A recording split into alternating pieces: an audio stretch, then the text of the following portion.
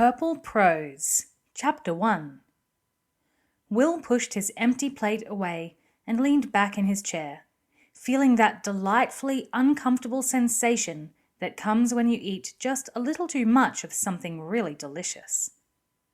Lady Pauline smiled fondly at the young man. "Would you like extras, Will? There's plenty left." He patted his stomach, surprised to find that it seemed to feel tighter than normal, as if it was straining at his clothes from the inside. "No, thank you, Pauline," he said. "I've already had seconds." "You've already had fourths," Holt commented. Will frowned at him, then turned back to Pauline, smiling at her. At least she didn't make disparaging comments the way her husband did. "That really was a delicious meal," he said. "The beef was so tender and so beautifully rare. And the potatoes! Why, they were a symphony of flavor and texture." "Funny," Holt said in a lowered tone. "I didn't hear any trumpets and flutes." "It's kind of you to say so, Will," Pauline said, "but I'm a professional woman and I don't actually do the cooking. Our meals here are provided by the castle kitchen. If you want to compliment anyone, it should be Master Chubb." "Oh, of course," Will said, feeling foolish. Holt and Pauline had invited him for dinner in the comfortable apartment provided for them by Baron Arald. As two of Arald's senior and most valued advisers, they were entitled to a suite of rooms and the use of all the castle's services. Now that Will thought about it, he couldn't picture the tall, elegant diplomat working over a hot oven with an apron protecting her white gown. "Getting a little flowery with your language, aren't you?" Holt said. "A symphony of flavor indeed." Will shrugged diffidently. "I'm trying to make my language more poetic," he admitted. Holt frowned, but Pauline allowed herself the faintest vestige of a smile. Sometimes young men could be so serious about the strangest things, she thought. "Is there any reason for this sudden interest in things poetic, Will?" she asked. "Well," he said, "it's about my speech for the wedding." "Horace and Evelyn's wedding, you mean?" Holt said. Will nodded. "As the best man, I have to propose a toast to the bride and groom." "As you did at our wedding," Pauline said, smiling at the memory.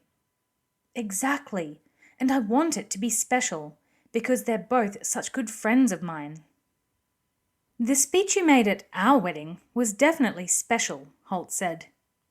He too could recall the event clearly.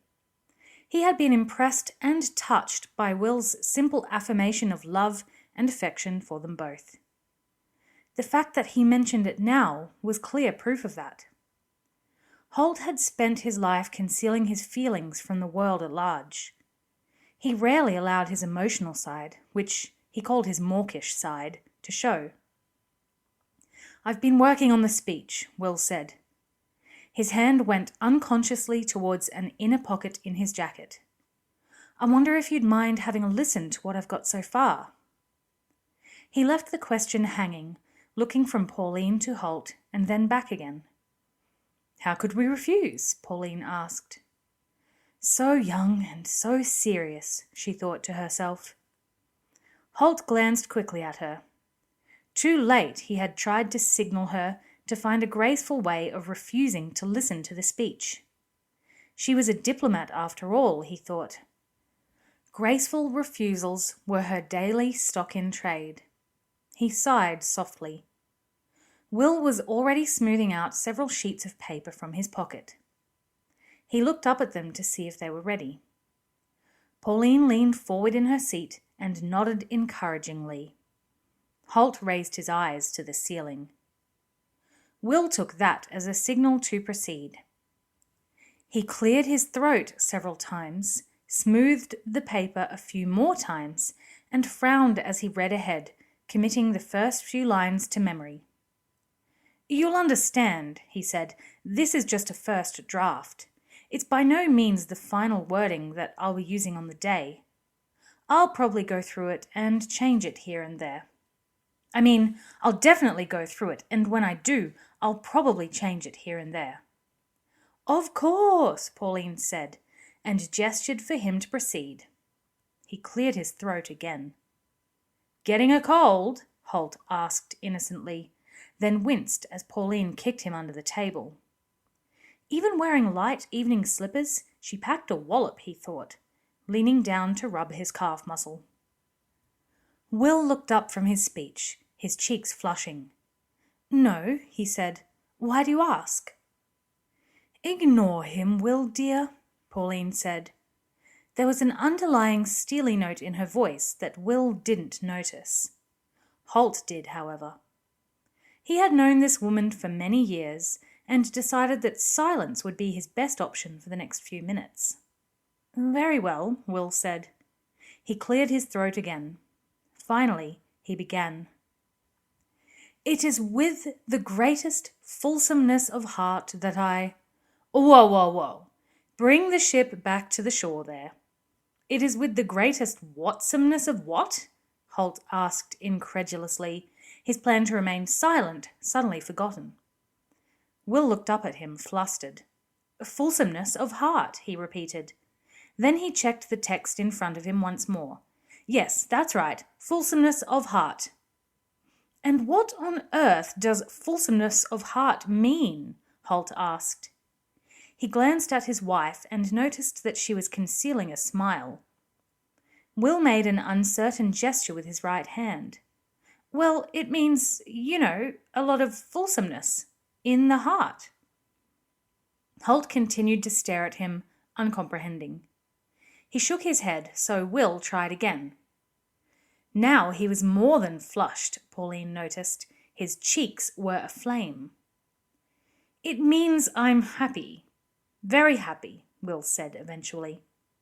"Then why don't you say, I am happy, very happy?" Will shifted uncomfortably in his chair. "Well, that would be a little—" He searched for a word, then found it. "Prosaic, wouldn't it?" Holt's eyebrows shot up. "Prosaic? First it's funsomeness, fulsomeness," Will said through slightly gritted teeth. Holt ignored him. "Now it's prosaic. I'll be buttered by a billy goat if I know what that means." "Don't be colourful, dear," said Pauline. "It means ordinary."